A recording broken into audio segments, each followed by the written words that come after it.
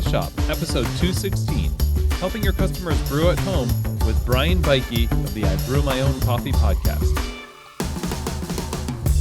Well, hey everybody, and welcome to another episode of Keys to the Shop, where we give you insights, inspiration, and the tools you need to grow as a coffee service professional. My name is Chris DeFurio. I'm your host for the show. Thanks so much for joining me today. Really quickly, I would ask that you would subscribe to Keys to the Shop wherever you get your podcast. Just hit the subscribe button. Be sure also to share these episodes with friends that you think would be benefited by the content of them. I also wanted to remind you that we have our own private community at Keys to the Shop hosted on the Mighty Networks platform. The Keys to the Shop Mighty Network is a growing community of like-minded individuals that are coffee service professionals like yourselves.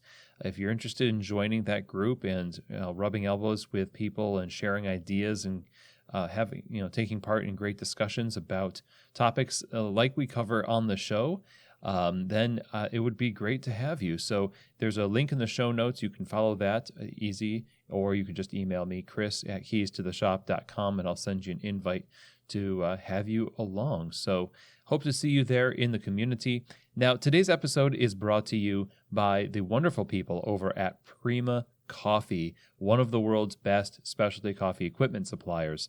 And one of the things that makes them the best is the fact that not only do they have the best equipment that they can find from all over the world, but they want to make sure that whatever you end up purchasing from them fits with what you need. You know, it has to work for your situation, and they are all about helping you through conversation, through guides that they have in their website. They have an amazing amount of resources to help you learn about the equipment, learn about brewing coffee. And when you're working with Prima Coffee, you will be equipped to get the right equipment for your situation. That's what I love about them, is they're really all about helping you succeed in specialty coffee. So go to prima-coffee.com and find out more information. Check out the website, learn some cool stuff about brewing and about the equipment they sell. Reach out to them.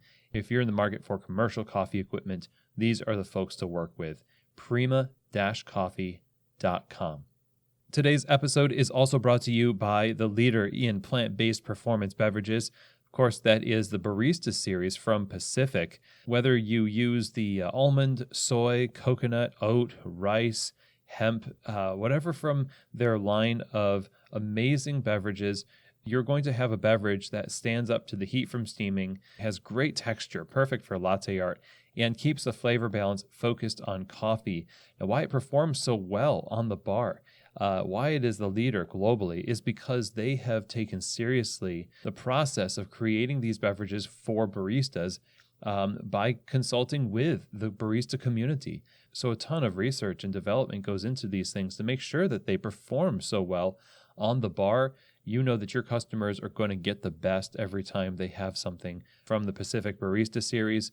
So if you're looking to give your customers the best and elevate the plant-based offerings on your menu, then I couldn't recommend anything more than the Barista series from Pacific. All right, so today we're diving into the topic of brewing coffee at home, specifically our role as retailers in helping our customers successfully do that. And of course, now in this crisis, we see an enormous amount of people uploading how to brew at home videos, lots of brands engaging in that, and it's really wonderful.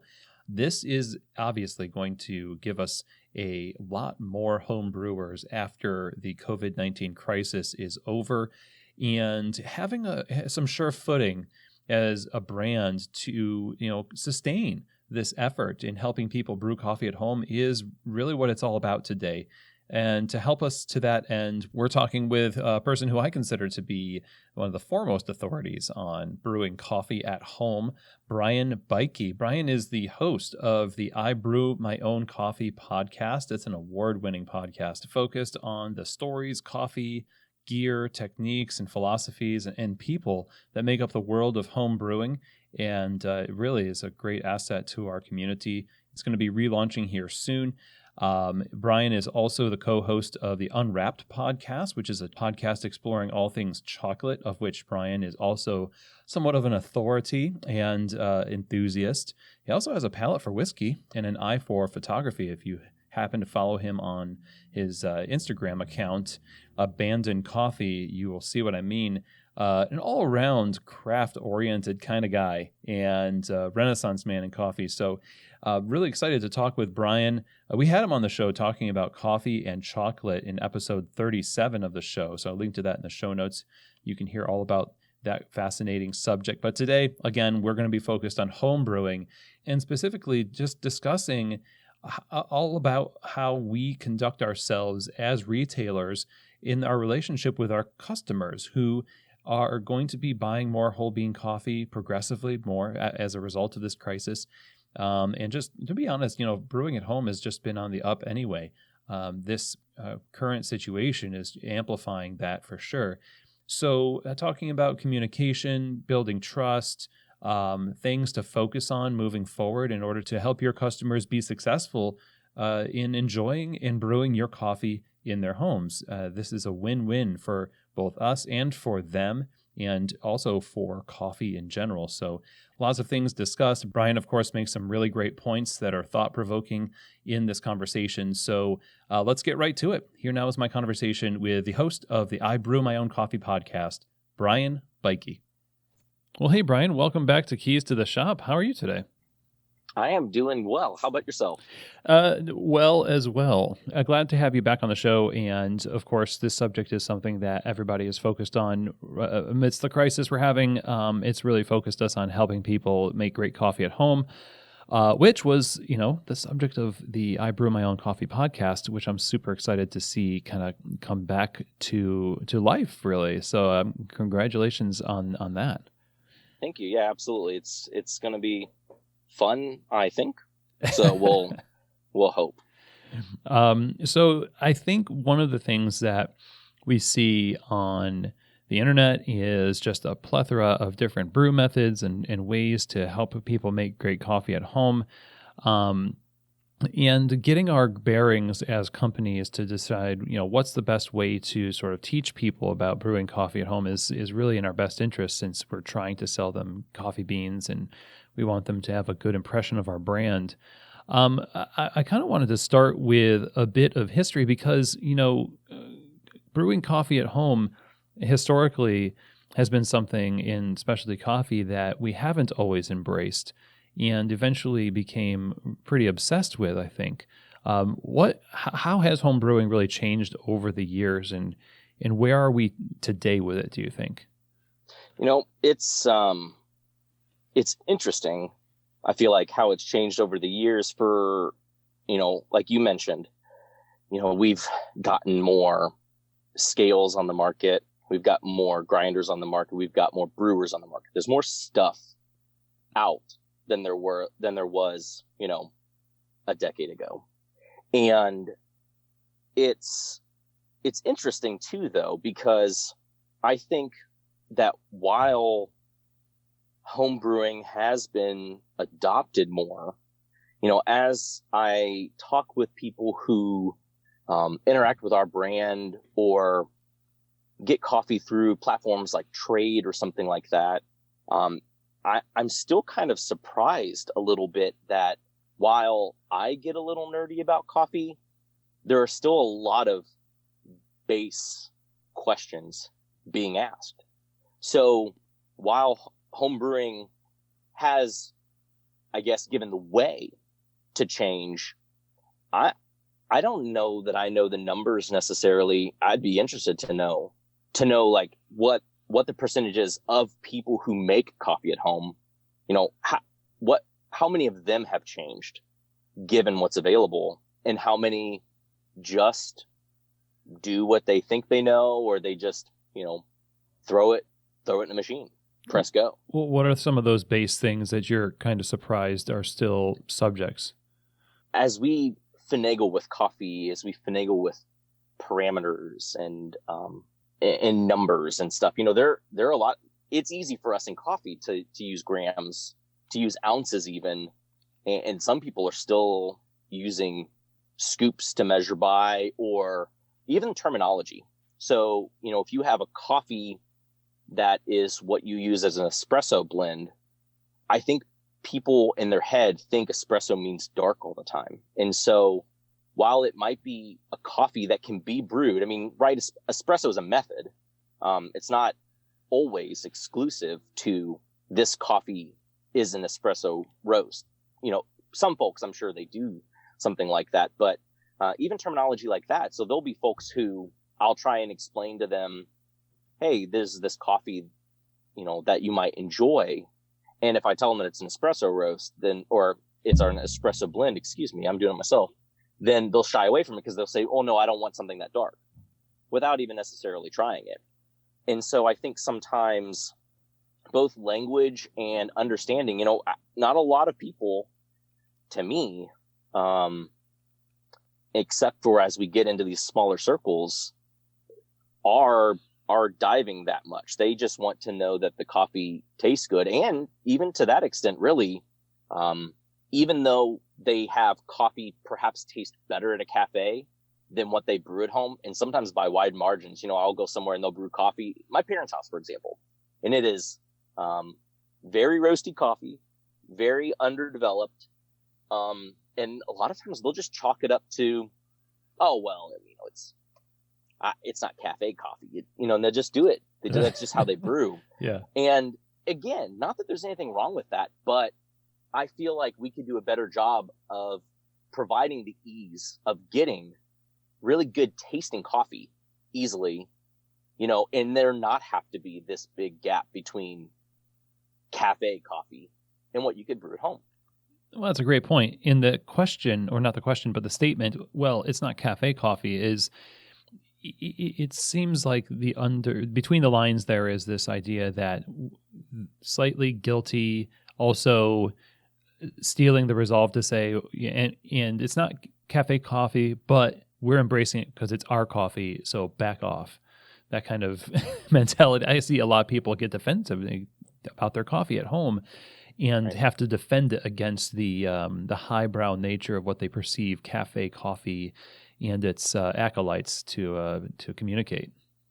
Right, and a lot of times if you get into dialogue with somebody, you know, sometimes there seems to be a fine line between trying to help somebody get their coffee tasting better and attacking somebody for making their coffee poorly. I feel like that's sometimes a little tricky to navigate.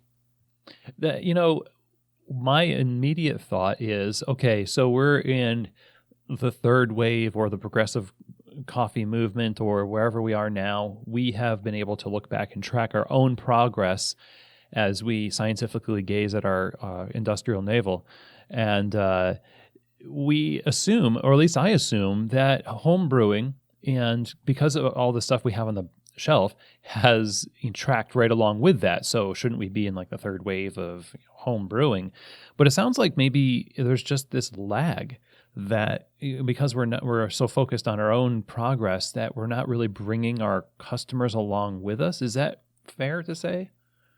I would say to an extent. So, I mean, like, you know, while I feel like we do see a lot of equipment release, brewers or whatever, but to be completely fair, not a knock on anybody, but it's been a while since I've had, you know, equipment come out that's kind of wowed me as like a nerdy coffee, you know, enthusiast / brewer. And, you know, but we do have more brewers that promote things from better slurry stabilization to better walls for the brew bed size to the restriction of flow. And I like playing with these things. And some of them I've not got my hands on, but, you know, we have things like the Groove or the Mellow Drip. And they're these kind of nerdy toys, if you will, tools, if you will. And at a distance, sometimes I have to wonder, again, as much as I like to maybe understand or kind of dig into this stuff, at what point is it a distraction to home brewing? Or are there various levels, really? I mean, there are, right? You can get as into something as you want, but I guess it would come down to what's our goal. Is our goal to tell somebody, hey, you know, if you want to have full control over your pour over, but you get this Mellow Drip so it mimics a spray head because we know that it has even water distribution and lightly touches the brew bed. Like, is that really the way that we're going to approach the consumer, or is there a different way? And then getting to your point, talking about with the progress of the industry, or if there's a lag as it comes to the industry, there's a couple of ways to look at it. In my particular kind of like involvement, or as you're in the coffee industry, there are a lot of politics when it comes to that. I'm not saying that as a negative. I'm just saying it exists. I'm saying with I Brew My Own Coffee, we heard it a lot too. So with I Brew My Own Coffee, it originally started as brewing tips, talking about this and that, brew methods, etc. And then with Bryan and I having some ins, and like you as well, a lot of people in the industry that you want to have as guests on the show and talk with, you would get feedback from listeners, and it would either be that you're not pushing on issues that are going on in the industry aside from brewing, or it's that you did and people wanted you not to. So when I hear the question about tracking with the industry, there's a number of things. I guess there's like tracking with the industry as a whole, in which those things exist. But again, there's a lot of politics that go on from farm to cafe, everywhere in between. And some of those things, factor in equation, especially as we were talking about things on the farm level as well, and how that can end up in our cup. Again, I interact with some folks, or I have for the last couple of years as I've been home brewing, and like some of the folks in the social media home brewing circles, specifically on Instagram. And, I do think that we're getting this, and this does align with the industry. I feel like we're getting back to some automation. We're getting back to batch brewing, or kind of like mass coffee brewing. And I'm curious a little bit, like, is it that after a certain point in time, that curiosity kind of peaks and everyone falls back to automation? We see it in the cafe industry. We're telling everyone, oh, do our pour over, do this. And now we're saying that our batch brew can be dialed in and tasting as good as the coffee that you can get on a pour over. So are we backtracking from where we were trying to push in the industry, trying to go back to automation? Or is this just evolution? Is it age? Is it people in the industry? Is it tiredness? I don't know what your thoughts are on that. It's interesting. I even brew every morning. We brew on auto brew. I used to do pour overs, but as time allows, as my availability allows, it's easy for me to brew. When I'm in the cafe, yeah, I can hop in the lab and brew a pour over, but it's just as easily to get coffee off the drip and then go back to my work.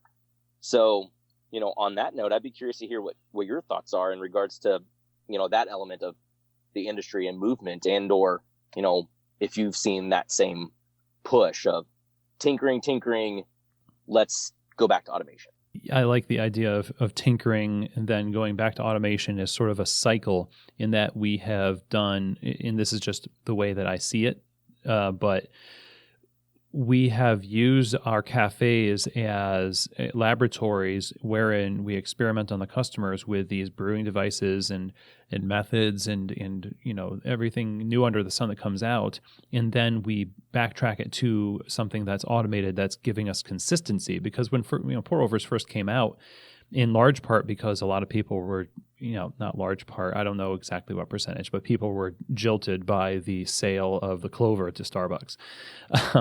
And pour over really took off after that, especially because everyone was singing the praises of the automated Clover brewer at the time. And then the V60 just kind of replaced it. And we said, we're going to do hand brewing coffee now, and it's going to be a lot better than that thing.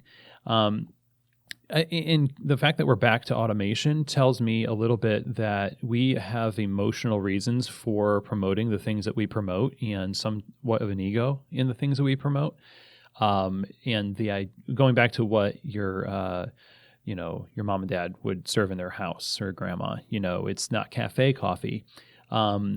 We have taught people that coffee as a quality beverage is inaccessible.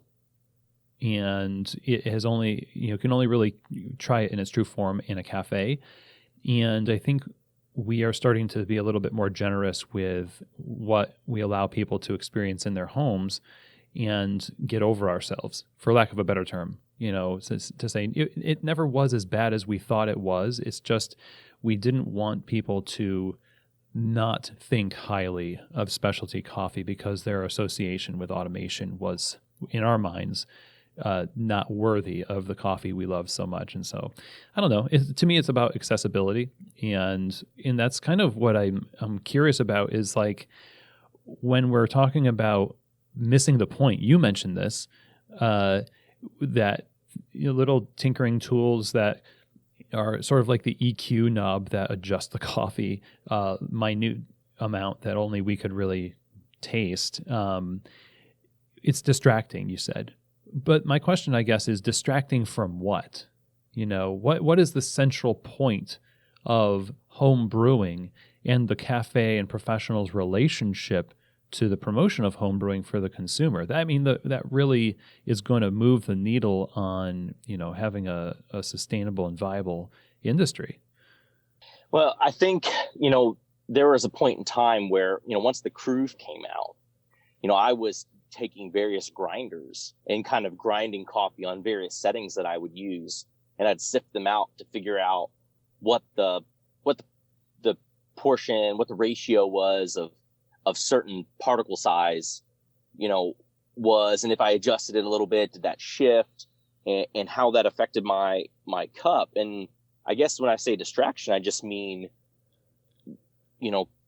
I imagine I'd save more time if I just adjusted it, or if I, you get into so many parameters you want to casually recommend somebody adjust. But, as a consumer who just wants to have good coffee, and they're not interested in being a nerd, they're not, they want good coffee, they appreciate good coffee, but they know that they can get that at a cafe. And now that they're being told they can brew that at home, great. But when you start to tell them, oh, and by the way, you want to make sure you have fresh coffee. Oh, okay. That's simple, right? Okay. I'll get my coffee when the cafe roasts it. That's fine.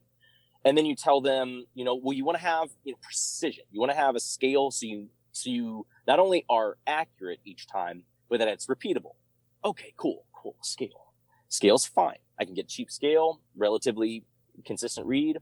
Okay. And then temperature, temperature of water. This makes a big deal. So you want to, if it's 5 degrees higher or lower, you're going to have to, okay, cool. Okay. I got a kettle, and it marks that. And then, heaven forbid you even get in the conversation of water itself. I feel like that's the one that whenever I talk with people, whether it's somebody who's emailed for the show or just in conversation, if you go after someone's water, it is highly offensive. Whether it's that they don't care about water, or it's just their city water, or whatever it is, we as people who work in coffee know that water makes a big deal. But, if you start talking to somebody about water, like, I have to pay attention to water now, this is ridiculous. And so I do think that even, small tools being added, they just add another dimension of manipulation. And the more steps of manipulation, even if you can keep them in track, there just become too many variables. And somebody who wanted to just have good coffee at home now has to really want to have good, accurate, precise, calculated coffee at home. And not that that is bad for everybody, but I do think it's a big ask. Yeah, it is. And it's also kind of like we're giving somebody a false, like a binary choice. So you can either be really nerdy into it, adjusting your water and all of these other things, or you don't like coffee and you just drink swill. And I think that's a big mistake, because I think there are things that can be done to make it not like that. And I don't know that we always communicate that. Well, let's get into that then, because when we're putting out these videos and we're assembling our favorite tools with top-down photographs and, whatever editing software we're using for these to make it like really slick, it's easier to view that video than it is to actually brew that coffee successfully. And, we want people to be successful in brewing great coffee. And to my mind, it seems like if we can just get everybody to a particular level, if it's not even a super high level, where you're using the mellow drip and you're using the Groove to sift your coffee, if it's just that you're making a decent cup of coffee that's a few percentage points better than what you were doing before, if everyone was doing that, it would be a boon for the industry. Huge. But again, like this choice that we're giving people tends to alienate. So what are the most important factors that we need to teach people or help equip people with to brew great coffee at home now that we're so focused on it in our cafes? And it seems like it's going to continue to be a focus even, post-pandemic. Sure. Well, one thing that I remember, so when I first got into coffee, I was living in Cincinnati at the time. And so one of my cafes that I would go to there was Collective Espresso. And they would get coffee in from Herkimer and Kuma. And I would generally go in and get a pour over. And if I found a coffee on the menu that I really liked, I'd buy a bag of it. And again, I'm a home brewer. I'm a tinkerer. I've got a Kalita and a V60 and a Chemex and an AeroPress, and I can try everything to find that same cup at home. And so I would go home and I would try and brew it up, and I could never find the flavor the same way. And it was very discouraging. I'd go through a whole bag and not find the flavor. And I would, my biggest goal then was, well, I need to find out what their brew method is. Like not even their method, what their ratio is. If I found out how much coffee they're using, how much coffee out, then I'll have, right. That's all I need. And, when I finally figured out the parameters, I'd brew the coffee and it still didn't taste the same. And so I think there's a couple of things, like a mistake that I think that we run into sometimes is being able, and we get this question a lot, people will message and just say, hey, what's your go-to Chemex recipe? What's your go-to V60? What's your go-to Kalita? And I think that those are good guidelines to give somebody. But I think if somebody is looking for the answer, then sometimes I don't think that's enough. And so I think part of our downfall is that we give somebody a brew method, we give somebody a ratio, and then we say, here you go. And something I've learned, when doing either customer service and even from watching competition, that there's so much more that goes into just those numbers. And so I think that there needs to be bidirectional communication, and even a level of encouragement to folks that they can figure out what they are looking for. And that's finding the right way to guide them in describing what they're missing. Is it something that's too sour? Is it over extracted? I'm trying to help someone dial in a brew, but I think there needs to be a little bit more in teaching somebody how to brew their own coffee than just giving them some numbers. And another thing too, I'm sure a lot of cafes lean into this, but I also know it seems like it's a little bit of a frowned upon thing is to get your coffee ground, before taking it home. And I think that that's one of the most important things that as cafes we could encourage or suggest more for people. And I say this because, I brew on a Breville precision brewer every morning. And I have a couple of grinders at home that I'll use. I'll use a Breville grinder, or I'll use a hand grinder, or the Baratza Sette, or the Baratza Vario even. And I have found my settings that I like, and it brews really great quality coffee. But and I have my numbers too of like, this is what, and I'll even, if customer recommends, I use this batch brewer at home, what do you recommend for numbers? And I'll, based on what I know and what I've figured out, I'll give them suggested parameters to dial it in. But even last week, I had ground coffee in the lab on the EK that I brought back home.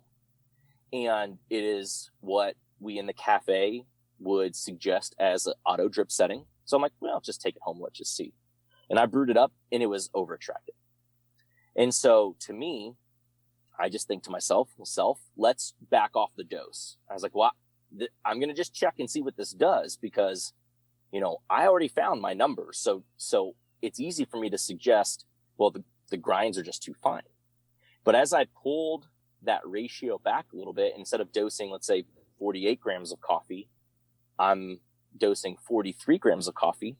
I noticed that the coffee was tasting sweeter and more syrupy than I was perceiving on my own grinder and on my own equipment. But because, I've been doing it for so long at home, I had built up what I think is, the right taste. And I didn't really realize, that these flavors I was finding that are more similar to cafe quality coffee, that I wasn't noticing prior to me doing that I was missing them from home. And I love that quality check because it allowed me to see that getting coffee ground well is allowing me to have better coffee at home. And I could still dose that into my basket the night before and set it to brew and not have, and there's times where I've brought coffee home a month off roast, 2 months off roast, 3 months off roast, pre-ground, and still have good tasting coffee. So, we have roast dates on our bags. We have folks who will email in and ask, about length off roast. And I feel like we've done, we want to tell people that fresh is best. There are just certain things I feel like the more we've hammered home, maybe it's scared the consumer that, well, I got to get rid of my, I don't brew coffee all that much, but, a bag lasts me a long time. But if it's older than this, maybe it's not good anymore. Maybe I need to make adjustments. And, I personally, as much as I love tinkering at home, I've learned that off roast of a good quality coffee doesn't necessarily mean you're going to have a bad coffee. You can still have good coffee. I've learned that having really well ground coffee can still provide really good quality coffee. And again, that's not me even really having to talk about scale or water or any of those things that we just talked about. That's just saying, if we could tell our customer, hey, if you're going to buy a bag of coffee from us, if I'm not sure what your equipment is at home, but if you would want to consider us grinding it for you, they might be able to be closer to that cafe quality coffee easier, than that we've been telling them before. And I say that too, because when you start adding up the things that we're recommending to somebody, oh yeah, let's just say a Chemex, because it's 2-in-1, right? It's both your brewer and it's a carafe. So if you say, oh, get a Chemex, like, okay, that's not too much. Get a scale. That's a little much. Oh, get a electric kettle. We're like, okay, well, that's getting expensive. Buy a grinder. And by the way, don't buy a grinder cheaper than this price point. You're putting a lot on them to spend a lot of money to make good quality coffee. And they're, if they're an analytical person, they're like, maybe I'll just get my coffee at the cafe from now on. Or maybe I'll just use my crappy equipment and have crappy coffee at home. But we're sending such weird signals. And I think if you have a regular batch brewer in a cafe that knows how to roast, knows, the potential of the coffees that they have, that we can communicate to somebody, you do not need anything super fancy. But if you have good coffee and you let us help you, we can get you good tasting coffee on whatever it is that you're brewing at home. That's very interesting. And there was a time in my life, when that would have been sacrilege to say, I have a lot of pre-ground coffee in my house right now and whole bean coffee just because of the efficiency of it. And I do have coffee that I ground at the cafe that I've brought home that I've been really liking myself. The introduction of that means that we would really have to calibrate our grinders across all locations to reflect the same grind setting to eliminate confusion. I guess the benefit of having a grinder at home is that the settings of your grinder. So every time you grind it on the same setting. But somebody decides they're going to change burrs in the EK, but they don't calibrate it the exact same way. And now the setting you had it on before is not the same. Or the location, up the street you got the same grinder, but for some reason there's like the parameters are slightly different. And then I don't know what they did, but they ground it in the same, but it doesn't taste the same. So I guess if we're going to embrace that, then you've got to embrace all the implications of, operations and consistency and logistics on the cafe end. Right. And I think, again, that's where I would want to encourage some of that bidirectional communication with folks too, because not only that, but, consider a home brewer. They have access to coffee from everywhere, not just their local coffee roaster, which at this time I would suggest, that's good to support your local coffee roaster.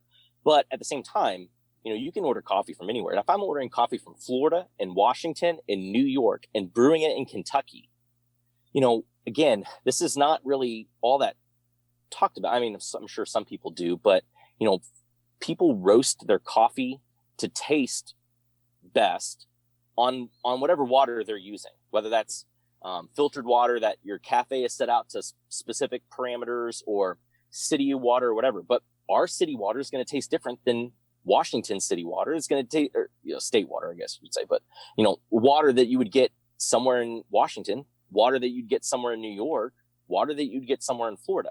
And so even being able to hop around coffee roasters, you might think that you have everything set to go right and the coffee might still taste weird. There are a wide amount of parameters that could be adjusted. And so I feel like just having a little know-how, understanding your coffees, hopefully understanding how your coffee tastes in different settings, in different types of water. And, one thing that I even experience here with our coffees is that even the coffee, the way that it tastes on the cupping table with filtered water, I personally judge whether our coffee is roasted well when I brew it at home on just Louisville city water. And luckily, I think it tastes better on the city water than it generally does on the cupping table. Not that it tastes bad, but I do really think it tastes well. And I would hope that, other local roasters are doing the same, so they know maybe the widest range of conditions that somebody's going to be experiencing that coffee with, and that it is hard. I mean, not to say that you need to have a thorough study of every single place's water, but again, that's where this communication comes in, and being able to understand how to perhaps guide somebody or help somebody with what they might be experiencing with a coffee.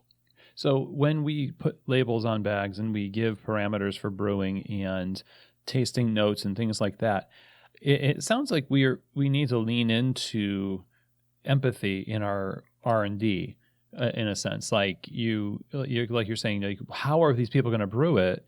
And are we just, in this bubble, this technological bubble of precision equipment, where then it's just lost in translation out there in the real world, where it's really important that it performs well and consistently.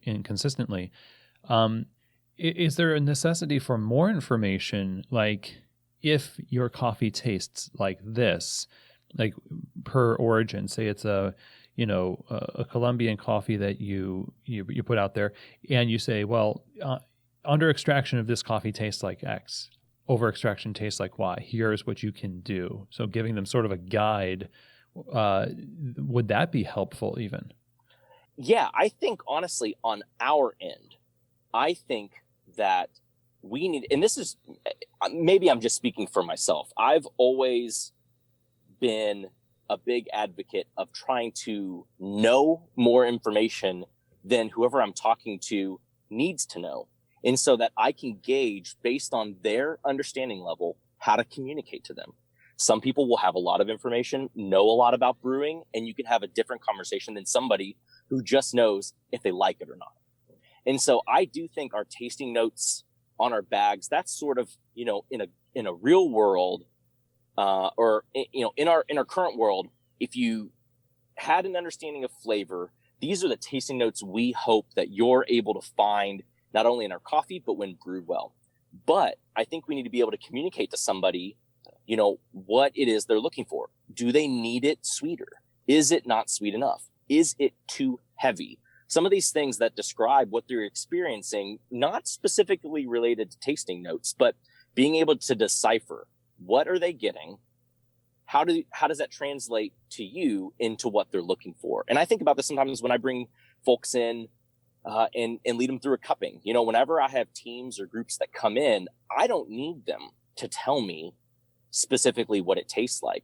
especially if they're looking for a coffee that, they might want as something for their team, something for their office, a potential wholesale account or partner or something like that. I don't need them to tell me that a coffee tastes like milk chocolate and caramel. I need them to know, what do they like about one coffee versus the other? Is one too bright for them? Is one too mellow for them? Is one too sweet for them? Is one too, acidic for them?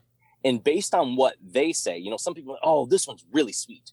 Okay, well, to me, this coffee has milk chocolate, and this coffee over here has peanut butter. So they're perceiving that the one that to me has taste notes of milk chocolate is sweeter.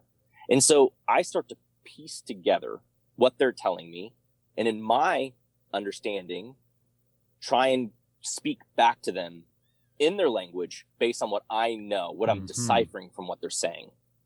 And so I always feel like the more that you're able to understand, the better to communicate to people all across the board. So you're kind of affirming them instead of correcting them in that sense. You're saying, well, absolutely, because a lot of cuppings in the past that I've led, and when I talk to people about coffee now, I kind of do the same thing. But it used to be, when you say sweet, I want you to be more specific.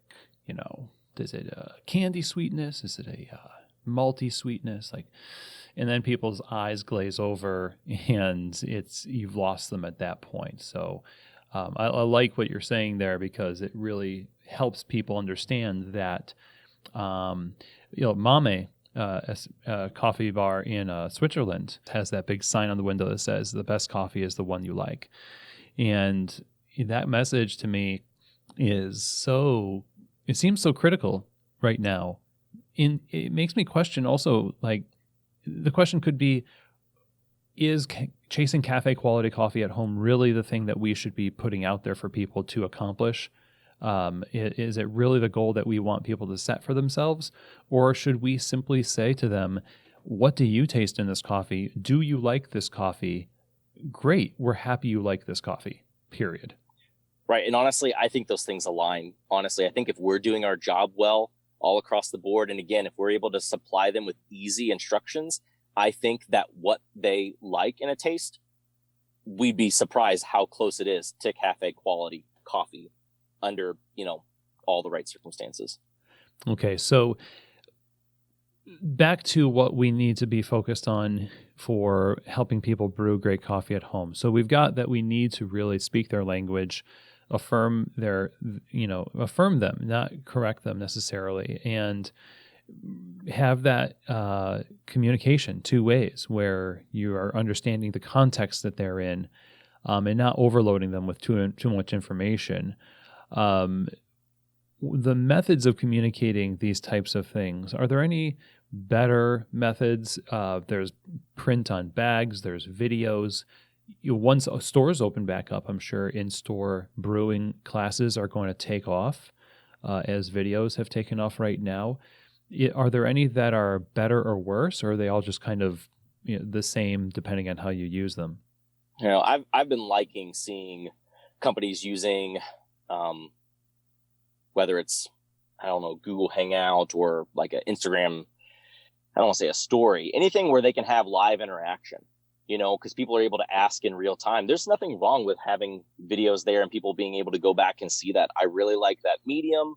I think you're able to get a little bit more information sometimes than print, because you're able to see, again, pulling back to what I was talking about. You can give someone printed methods, but you're not able to see specifically, maybe, the how to do it, or not necessarily flair. I'm not trying to say a customer has to have flair, but you get more in that setting. You know what I mean? Being able to kind of see that, but being able to just have that back and forth, while someone's really trying to understand. And again, I really just think cafes need to be able to explain or express to people what they can offer to make things easier for them to brew. It was like we said before. It was where we would say, okay, well, if you get this, and here's our brewing parameter, here you go. And I think we need to lean more into, can we do this for you? Can we grind it for you? Can we, what can you provide to help them get great quality? Mm-hmm. We need a home brewing geek squad to go to your house. That's right. That's right. Well, as we look to the future, I think a lot of us are anxious to get our businesses back open. And of course, we are looking for signs for the future of what it means for home brewing. And personally speaking, I think, man, it seems like it's just going to keep going. It really amplified the focus on it, and whole bean sales might increase as a result of this. How do you see what's going on right now with the current crisis impacting the future of brewing at home, and what can shops really expect based on what you see? Yeah, I mean, there's a big push, right, to order coffee to have at home. And you are seeing a lot of companies coming alongside doing their own kind of brewing guides. Mainly it's to like keep people engaged with them as a brand, for the brand to survive. But I hope that in the end, we don't stop that interacting with the consumer, and that we continue to value speaking into that, not because they're keeping your brand alive, but because we want them to brew good quality coffee, and we want them to become, solid brewers at home, or at least know how to use what it is that they have at home to get really good quality coffee. And it seems weird that, you would think, hey, if we make them all amazing home brewers, they'll stop coming into our cafe. I don't think that's true. I think people will trust you. They'll trust what you bring, and they'll trust your excitement when you have good quality coffees that come in. But, even aside from that too, kind of going back just real quick, I think one thing that, we need to do a good job of is to explain, the coffees that we bring in, and to celebrate all the coffees that we bring in. We see that this is also impacting people at the farm level. And I think it could be slightly detrimental to always say, here's our coffee lineup, but these are the best. So, you want to go for these best coffees. I think if we have them, we need to be able to explain to somebody the good characteristics that are in all coffees. Not only one, to know that not everybody drinks the same quality coffee or the same flavor profile of coffee. I think it's more so that sustainably, micro lots of this and this and this and this, they're not always going to be all widely available to us. And I think we need to be able to highlight great characteristics in a cup across all price points, across all, consumer buying points, and really highlight that. And I think that is going to keep the farmers sustainable. It's going to keep, the cafes as well. Couldn't agree with you more, 100%. Bryan, thank you so much for taking the time to join me on the show again. This is really fun to talk about, and I look forward to hearing more conversations around home brewing and coffee over at the I Brew My Own Coffee podcast, relaunching soon. So how can we stay in touch with you and the podcast? Absolutely. So you'll be able to check us out at ibrewmyowncoffee.com. We're on any of those kind of platforms where you'll be able to listen to podcasts.